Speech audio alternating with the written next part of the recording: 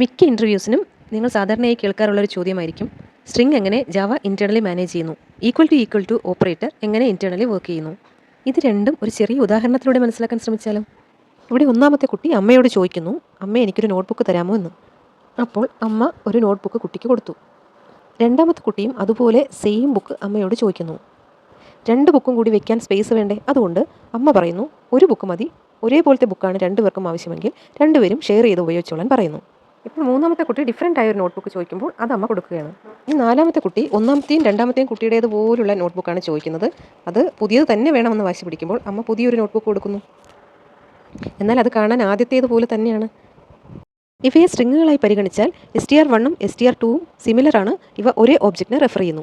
str1ഉം str3യും പരിഗണിച്ചാൽ ഇവ different books തന്നെയാണ്, ഡിഫറെൻറ്റ് സ്ട്രിങ്സ് തന്നെയാണ്.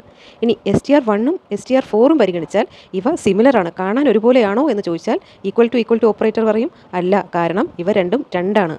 ജാവയിൽ ഇത് രണ്ടും രണ്ടായിട്ടാണ് പരിഗണിക്കുന്നത്. കാരണം ഇത് രണ്ടും ഒരേ മെമ്മറി ലൊക്കേഷൻ അല്ല റെഫർ ചെയ്യുന്നത്. ഈ ചിത്രം നിങ്ങൾക്ക് കുറച്ചുകൂടി മനസ്സിലാക്കി തരും. str1ഉം str2ഉം ഈക്വൽ ആണോ എന്ന് പരിശോധിച്ചാൽ ഇവ രണ്ടും ഹലോ എന്ന വേർഡാണ്. ഇത് രണ്ടും ഒരേ മെമ്മറി ലൊക്കേഷനെയാണ് റെഫർ ചെയ്യുന്നത്. അതുകൊണ്ട് നമുക്ക് ആൻസർ ട്രൂ ആയിരിക്കും. ഇനി str2 str3 ഈക്വൽ ഓപ്പറേറ്റർ വെച്ച് കമ്പയർ ചെയ്താൽ നമുക്ക് ഫോൾസ് ആയിരിക്കും കിട്ടുന്നത്. കാരണം ഇവ രണ്ടും രണ്ട് മെമ്മറി ലൊക്കേഷൻസ് ആണ്. ഇനി str2ഉം str4ഉം കമ്പയർ ചെയ്താൽ ഇവ രണ്ടും ഒരേ വാല്യൂ ആണെങ്കിൽ പോലും മെമ്മറി ലൊക്കേഷൻസ് ഡിഫറൻ്റ് ആണ്. കാരണം രണ്ടാമത്തെ ഓബ്ജക്റ്റ് ക്രിയേറ്റ് ചെയ്തിരിക്കുന്നത് ന്യൂ ഓപ്പറേറ്റർ ഉപയോഗിച്ചാണ്. അതുകൊണ്ട് ആൻസർ ഫോൾസ് ആയിരിക്കും. ഇതുപോലുള്ള വീഡിയോസിനായി വീഡിയോ ലൈക്ക് ചെയ്യുക, ഷെയർ ചെയ്യുക, സബ്സ്ക്രൈബ് ചെയ്യുക. Thanks for watching.